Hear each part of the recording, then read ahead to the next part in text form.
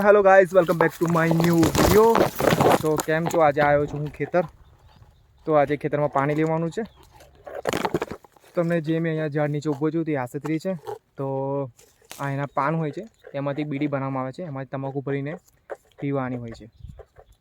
તો પહેલાંના લોકો આ રીતે બીડી બનાવીને પીતા હતા. આપણે ખેતર છે તો તમને બતાવું. જો આ ડાંગરના પૂરા છે, ત્યારે હાર્વેસ્ટરથી કાઢ્યા હતા.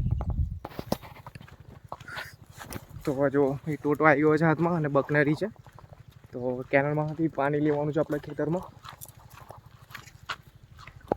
જો આપણે નાની કેનલ છે, પાણી જાય છે. અને જો લાકડા કાપે છે. તો ચાલો હવે આપણા ખેતરમાં જઈએ.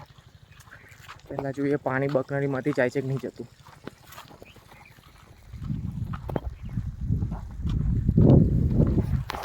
કેનલમાં તો ફૂલ પાણી છે.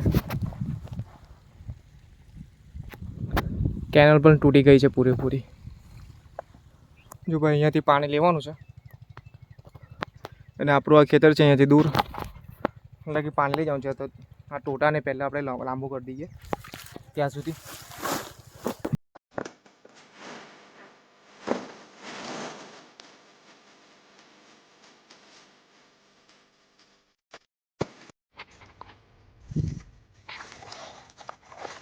ફાઇનલી ટોટો લાંબો થઈ ગયો છે. હવે તો આપણા ખેતરમાં આવી ગયો છે. અહીંયાથી 300-400 મીટર હશે સમથિંગ. તો કેનલમાંથી અહીંયા આપણું આ ખેતર છે. જો તો બસ આમાં આજે પાણી લેવાનું છે આપણે. આ છે એની પેલી સાઈડ દેખાય છે તે પણ આપણું છે, અને તો બીજી એક ભેગું પેલી બાજુ છે. તો આજે આમાં પાણી લેવાનું છે આપણે ખેતરમાં. તો બકનરી લગાવી દઈએ અને પાણી સ્ટાર્ટ કરી દઈએ પહેલાં.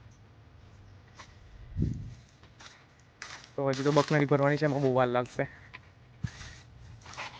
ટોટો આ રીતે લાંબો કર્યો છે, દેખાય છે.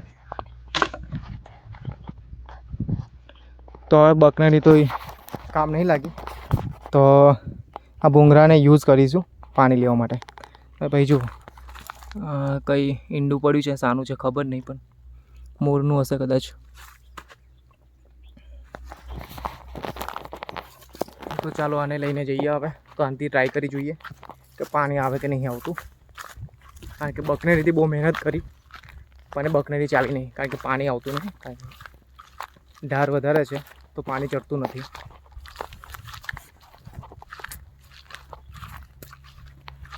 તો ભૂંગળાનો સહારો લેવો પડે છે. હવે ડાયરેક્ટ પાણી કેનલમાંથી જ આવશે. 2 કલાકથી મહેનત બાદ પાણી ચાલુ થઈ ગયું છે આપણું. તો જો બકનરી તો કામ લાગી ને, બકનરીમાં તો પાણી ના ચડ્યું. તો હવે આપણે એક પાઇપ લીધો છે, પાઇપને અહીંયા બેસાડી દીધો છે અને એ રીતે ટોટો સેટ કરી દીધો છે. ડાયરેક્ટ કેનલમાંથી જે પાણી આવે ડાયરેક્ટ અહીંયાથી પાસ થઈને અમારે જશે આપણા ખેતરમાં. તો આપણું ખેતરમાં પાણી લેતા 1.5 દિવસ જતો રહેશે, કારણ કે પાણી એટલું આવતું નથી પૂરતું. તો 1.5 દિવસ ટાઈમ લાગશે. કંઈ નહીં, આપણે કંઈ ઉતાવળ નથી, તો શાંતિથી પાણી ચાલવા દઈએ. તો ભૂખ લાગી છે તો મમ્મી આવી છે ખાવાનું લઈને. પાણી પણ પીધું નથી તો પાણી પણ પી લઈએ. અને થોડું પાણી વધારે જાય એ રીતે પણ આપણે થોડું કરી દઈએ, પથ્થર મૂકી દઈએ કેનલમાં. તો દેખો કેનલને આ રીતે બંધ કરી દીધી છે આપણે. તો એટલે કે આ પાણી બધું ઠરાઈને અંદર જાય ને એના લીધે. તો આગળવાળા જે પણ પાણી લેતા હશે એમને પાણી મળે નહીં. એમ તો વાંધો નહીં આવે, એટલું પૂરતું તો પાણી જાય છે જ કે આગળવાળા પર લઈ શકે, પણ થોડું ઓછું મળશે. મતલબ કે તો કંઈ નહીં, આપણું પહેલાં પૂરું કરી દઈએ, પછી એમને કહી દઈશું કે તમે પછી લઈ લેશો. તો ચાલો, તો હવે પહેલાં જમી લઈએ થોડું. મમ્મી પણ આવી ગઈ છે, ખેતરમાં છે. બીક લાગે છે કે આ પડી ના જાય, કારણ કે પાણીનું પ્રેશર હશે. કદાચ નીચે પડી જશે તો પાણી પાછું મારે બાંધવું પડશે.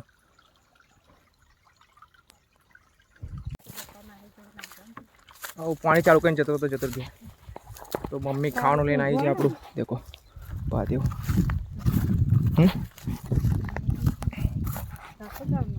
આજે નાઇટ શિફ્ટ છે.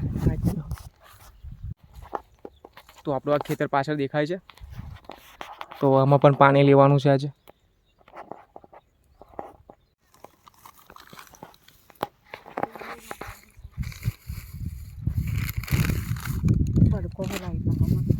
ચાલશે ખોલ લો વાંધો નહીં. તો હવે લાગી છે ભૂખ તો ખાઈ લઈએ અમે. હા હું જઈ શાક તો ખેતરમાં મજા આવશે ખાવા માટે. રોટલો છે ભાખરી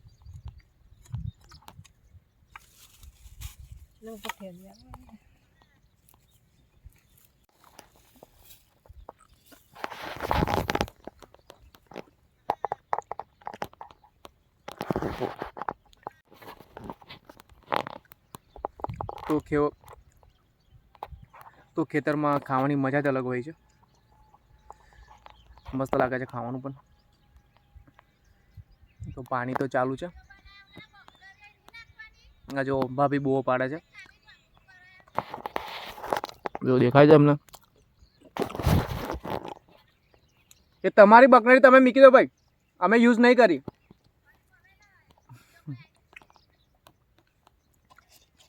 તો બકરાની બહુ મહેનત કરે પણ તો પણ ચાલુ ન થઈ, તો ડાયરેક્ટ જ પાણી લીધું છે. તો મમ્મી અને ભાભી વાતો કરે છે ત્યાં.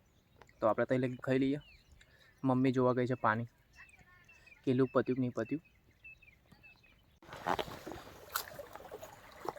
ચાલો ભાઈ પાણી ઓકે છે, આ પણ તૂટ્યું પણ નથી. તો આપણે ખાઈ લીધું છે. હવે તો હવે જઈએ ઘરે, કે આ તો પત્તા બહુ વાર લાગશે, આમાં ટાઈમ બહુ જશે.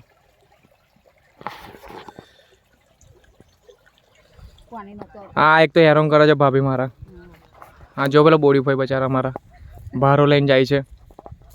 જો પડાય ના લા તો આપણે હેલ્પ કરવી પડે છે. મારે ઉચકવા બોલાવે સ્પેશિયલ. મારું કામ છોડીને મેં આવ્યો છું આજે. ચાલો હેડો, લઈને નહીં આવું તું જોડે કોઈને, એકલા એકલા હેડે આવો છો. હા જો ભાઈ કાંટો વાગ્યો. તો ચાલો હમણાં ભારો ચલાવી લઈએ આપણે. ફોન ના મીકા યાર, ફોનમાં દેખાય ગયું યાર. તો ભારો ચલાવી દઈએ પહેલાં. જો ભાઈ ચાલ્યા, સવારી ચાલી ભાઈ. તો ચાલો એમને હેલ્પ થઈ ગઈ છે આપણે થોડી. તો હવે જઈએ આપણા ખેતર તરફ. ચાલો આ બકરાની તો કામ નહીં લાગી, તો હવે જઈએ ઘરે આપણે. તો આને લઈને જેની છે એને આપી દઈએ. કેનલ કૂદ્યા. જો ભાઈ આ કેનલને કૂદવી પડે છે, અમારે રસ્તો નથી. તો પાણી ચાલુ થઈ ગયું છે, તો એને પત્તા કદાચ કાલ લગી પતી રહેશે. પાણી એટલું ફૂલ આવતું નથી.